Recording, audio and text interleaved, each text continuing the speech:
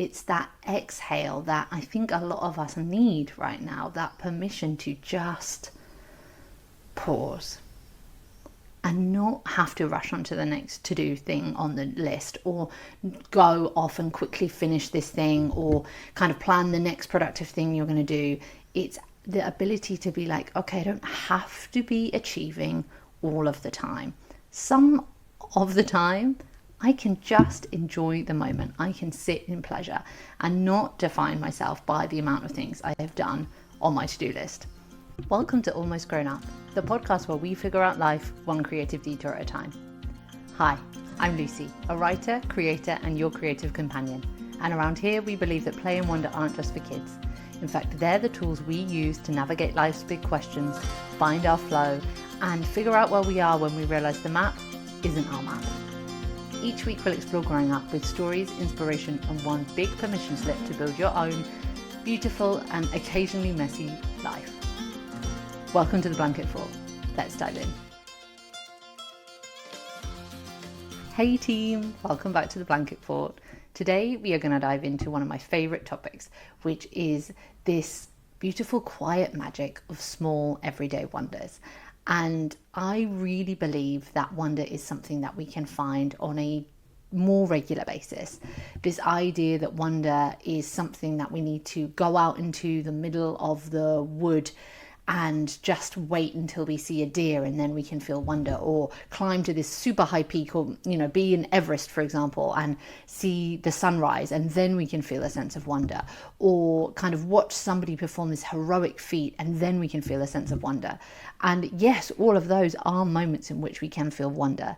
But if we're living our everyday life, I feel like we want to find ways in which wonder can become part of that, rather than this big once in a lifetime thing. And we will hopefully have those moments of wonder as well. But actually, seeing as we know wonder is so good for us and does so much for our mental health, our sense of community, and just our way of being in the world and kind of how we feel about it, I wonder if we can try and practice wonder as an everyday thing. If you've listened to any of the wonder sessions that I've done with Annie Yee, you will know that we talk a lot about wonder as a practice and how we bring those practices into our lives. And today I really just want to ground in on this idea of small everyday moments of wonder, which for me comes down to the small pleasures of life. So let's dive in. So I used the word pleasure in the introduction, and I used it deliberately because I think quite often we forget that pleasure and those everyday feelings of goodness can be a gateway into wonder, right? They can be, if we take a moment to really enjoy that pleasure and we go a step further and feel that gratitude or that sense of like slight awe that we get to experience that thing, it becomes this doorway into a world of wonder and probably into a sense of gratitude for what we have, what is going on, that thing in that moment. And finding these doorways into wonder, I think, is a really powerful and important practice. So using this idea of pleasure, I think, is the gateway that we can tap into that feels accessible, right? To me, it feels accessible to think about what feels pleasurable in life and see if I can wonder at that a little bit, if I can get curious, if I can get slow, if I can pay attention. And one of the reasons that I love play is because it is this pleasure in practice, right? It is bringing the idea of pleasure more into the everyday life, into the way that we do things, rather than this perhaps slightly puritanical view of productivity or ways of work at the cost of ourselves, at the cost of enjoyment of living, and that actually completing a to-do list is the pleasure, not the process of doing those things, not the being in the actual life. And as Annie Dillard says, there's this great quote, how you spend your days is how you spend your lives. And I think that if we spend so much of our time pushing into this productivity that I spoke about in the last episode, then what are we really creating in our life? And I wonder if we will look back and feel like we missed out on those everyday moments whilst we were doing the things, whilst we were being productive. I'm not saying we need to change what we're doing. I'm just saying that there is probably a chance that we can pay more attention to what we're doing, find the pleasure in it. And if that isn't enough pleasure, maybe insert some more. So that is what we're going to cover today. We're going to talk about why pleasure is so important. We're going to talk about ways in which we can find pleasure and celebrate it, and how we can turn that sense of pleasure into wonder. Okay, so why does pleasure matter? I think that pleasure and paying attention to pleasure becomes so important because it is perhaps the antidote to the moments of hardness in life. And it can be a personal hard moment that you are going through, or it can be a collective challenging moment, which I think in some senses right now we are all going through, because it can feel heavy in the world right now. And depending on your perspective and where you are, that is increased by levels of perhaps knowing people who are suffering really intensely, or being in an area that is suffering really intensely, or being in a space that you have a personal challenge in life, or a grief, or a health challenge, or a losing your job, or just feeling the heaviness in general, right? We don't always have to have a reason that we can point to and say, hey, this is the thing that is wrong. But in those hard moments, we need to find ways to work through the day. And one of those things I think that can be a thread that pulls us back into the now is this everyday pleasure, is this pausing for a moment to feel a sense of, oh, actually just this is quite nice. And I think it helps us bring us back to ourselves. It brings us into the moment. And it's a nice gateway, right? It is, if we can allow ourselves to pay attention to it, it is a pleasurable thing. And this can be anything like preparing your favorite drink and just spending a moment drinking that. And I actually remember in a particularly hard time in my life, me sort of asking my mum, like, how do you get through the day? Because these days feel so long. And one of the things she said to me was, I think you just pay attention to those small moments. You do the thing you are doing in front of you. You drink the cup of tea and you pay attention to the cup of tea. And I think if we can do that with any of these things that feel remotely pleasurable to us, whether it's hearing birdsong, or seeing the sunrise in the morning, or watching a tree wave outside our window, or enjoying fruit that's really good at this time of year. Like right now here, cherries are so good, and there is such pleasure in just sitting and eating cherries, and being able to pay attention to that brings me back to the day. It brings me back to the moment. It brings me back to what is going on now. And so I think not only does it give us this kind of wave that helps us get through the day when we are struggling or in hard times, but it also anchors us to the present. It puts us right here, right now in the moment. And that is a really powerful place to be, because in the moment is where we feel wonder. In the moment is where we can choose to play more if we want, is where we can choose to maybe take a different course to our days, where we can pay attention to how we are actually feeling, what is actually going on, and maybe course correct if we have the energy to, if we are able to, because often it's the lack of being in the present moment that means that we go off on something that we don't want to do, or we find ourselves down a path that isn't really the path that we wanted to be on. And so if we have these practices that bring us into the present moment and feel good in the present moment, that we can really just be there, I think it makes such a difference, right? It is those small everyday pleasures that feel like you can enjoy life as a whole, that at the end of the experience you will be like, good. You know, like that, I enjoyed that. There were all of these great moments that I really enjoyed. The other thing about being in the present is it does help us slow down. It helps us just take our foot off the gas a little bit and just pause. It's that exhale that I think a lot of us need right now, that permission to just pause and not have to rush on to the next to-do thing on the list, or go off and quickly finish this thing, or kind of plan the next productive thing you're going to do. It's the ability to be like, okay, I don't have to be achieving all of the time. Some of the time, I can just enjoy the moment. I can sit in pleasure and not define myself by the amount of things I have done on my to-do list. Tough, like that is difficult, I'm aware, but I think it makes a difference when we let ourselves kind of pause, breathe out, rest, and slow down.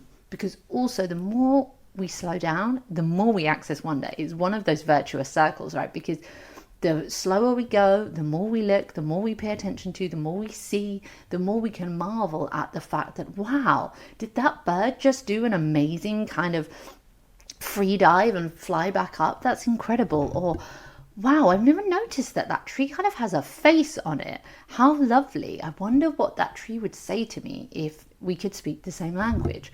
Or, oh my gosh, did you see the way those people just held hands and just enjoyed being together? And that kind of feeling of watching strangers happy is such a lovely moment some of the time. Or paying attention to somebody laughing or enjoying something. And you don't get those moments, you don't get to see those things unless you're going slowly enough to see them. I was on a hike with my friend the other day, and she said, I don't know if I want to be a runner because I feel like you miss everything if you're running through this rather than walking. And I think she has a point, and I wonder if there is a metaphor in that for the way that we spend our days. If we're running through our days, how much do we miss in the actual experiencing of them? So if we can tap into wonder and these small daily pleasures, then perhaps we get to experience it all a little bit more. The other thing I really like about pleasure, and the reason I think it is important, is that it gives us this commitment to ourselves to kind of treat ourselves well. There is something about pausing and being intentional about these things that fill us up, and finding them, searching for them, enjoying them, and recognizing that actually there is a lot of value in treating ourselves really well, in treating ourselves like a precious object, like something that, maybe object isn't the right word, but that something that deserves attention and love and care, and committing to filling our own cup in whatever way. And the joy of small pleasures is my small pleasures aren't going to be your small pleasures. They'll be different. And that's what's so great, is that uniqueness of finding the things that feel pleasurable to us, those tiny things. And some will probably be nostalgic, like from past episodes of the podcast with guests, I would often ask them kind of, what reminds you of childhood? What are your kind of favorite smells and tastes? And so many of those things become small pleasures for us. And, the smell of cut grass was something that came out a lot with people, and it's personally one of my small pleasures. And I think it's because, especially if you lived in the UK at a certain time, the smell of cut grass would be associated with summertime. It would probably be associated with those funner days at school where you maybe got to spend more time outside, or you had a sports day, or maybe it was actually summertime and you had this period of weeks that you didn't really quite understand that experience of time in that way, that it just seemed to go on, and you had this moment where you could just play and enjoy and be outside and just soak up a routine that was yours, rather than having to do anything specific in a specific way. And I think that association is such an important and strong pleasure, but that is unique to the people that have that connection, that memory, that nostalgia with that certain smell. And there will be many other smells or tastes or things that are relevant to you. And I think when we take the moment to find these small pleasures that are ours and really enjoy them, and they might be shared with other people, and that can be a wonderful thing, that can be a wonderful way to bond and feel connected. But it's also about that connection to self, about understanding for you what feels really good and celebrating that. And then the final thing that I really love about this idea of pleasure is that actually it's a bit of a rebellion. And I kind of talked about this in our last episode around productivity. But if you live as we do in a world where productivity is one of the main heralded things about success, we are in a capitalist system, we are in a hierarchical, patriarchal system where certain things are celebrated as good. And what is driving that is the doing, is the pushing, is the ticking things off the list.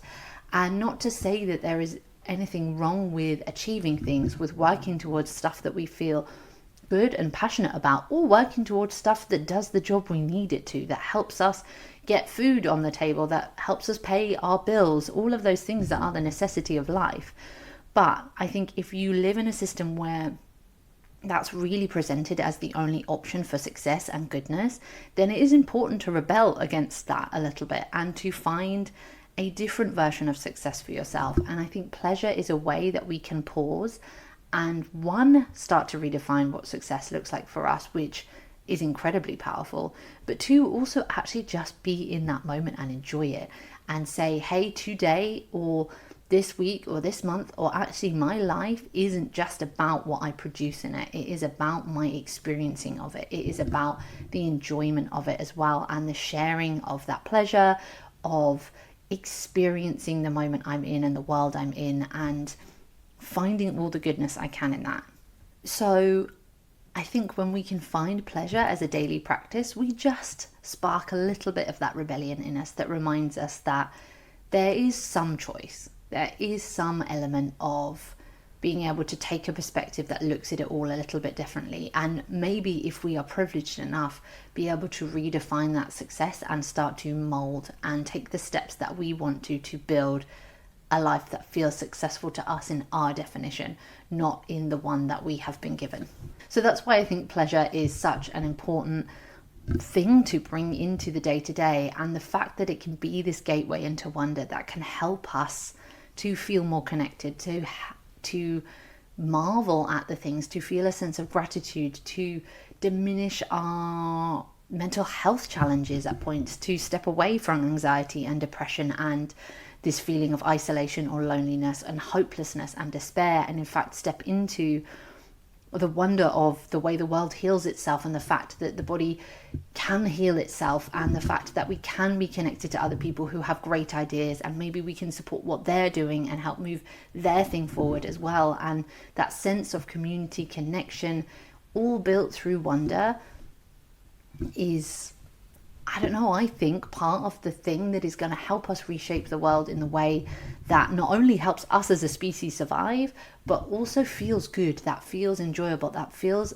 a sense of hopefulness and regeneration, and just a move forward in a space where actually we can help improve the quality of life, not just for ourselves, but for the world, everybody in it, the animals, the plants, the planet, in and of itself, which might sound a bit grandiose, but I think it's important to remember that big change often comes from small continuous actions, and that can be true about our lives, and that can be true about the wider scale of the world.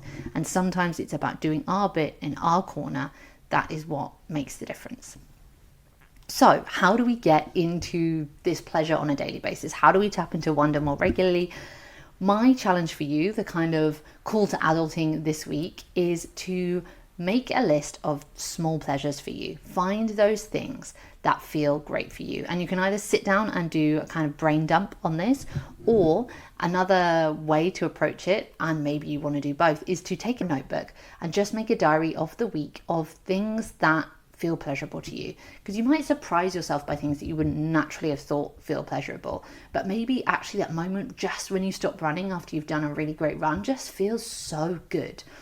Or the fact that you get to pause and look at that tree every day that you'd not realized is a small pleasure for you. But starting to capture those things, and we're going to just pay attention for a week to what those small pleasures are, note them down in a book, and then once you have those, you can maybe fill it in with more of a brain dump of things that don't happen in that week, but that you know feel pleasurable for you.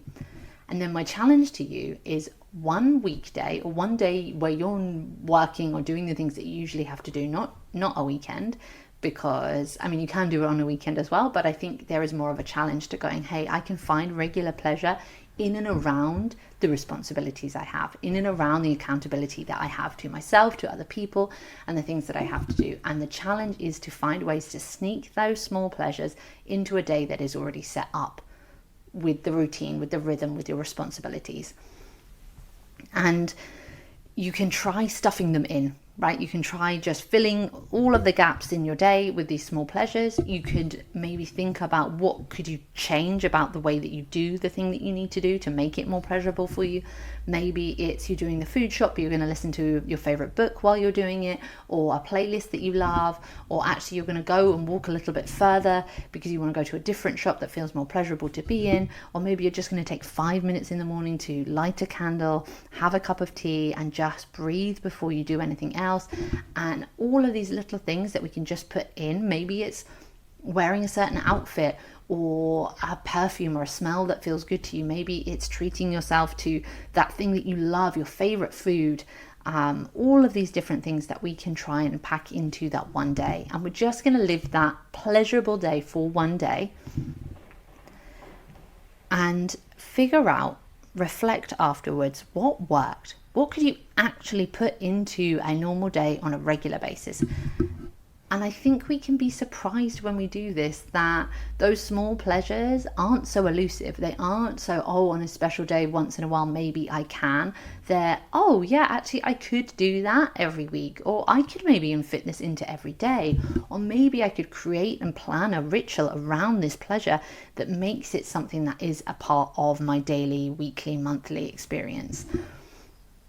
And so my challenge is to you to go make that list or write that diary, collect those small pleasures, plan a day where you're going to put them in, plan all of the things, see what you can do, and maybe more pleasure comes to you throughout the day, and grab at it, put it in, and just let that day be pleasurable. And then afterwards reflect and think, could I bring that in? How could I bring that in more regularly? And what would it look like to do that? Because I think when we start to do that, we give ourselves this small continuous acts of wonder, of play, of pleasure, those things that we do that create momentum, that ultimately change the experience that we're having and help give us energy and maybe create more space to do more of the things that we want to do, to contribute more to the places we want to contribute, to be more of the people that we want to be. And enjoy the experience of doing it rather than just waiting for the outcome, right? Because it's not about getting to the end of it and going, okay, yeah, cool, I ticked all those things off the list. It's actually about, how did you feel when you were ticking the things off the list? Because I think if we're just driven by the serotonin boost of the tick rather than the actual experience of the doing and the pausing that might make it better, or the listening to the piece of music that might make that more fun, or as I've talked about in previous episodes, the 5 minutes that we spend doodling or creating something or playing around before we go into the work, they're the things that ultimately become the experience of our lives.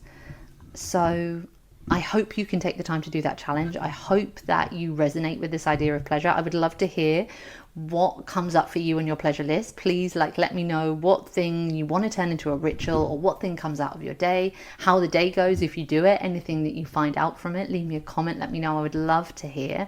I will be back in a couple of weeks' time, because I think you probably have seen I'm now turning this into a bi-weekly podcast, so we have more space to explore, we have more space to have conversations rather than me just putting out a thought and then moving on to the next one.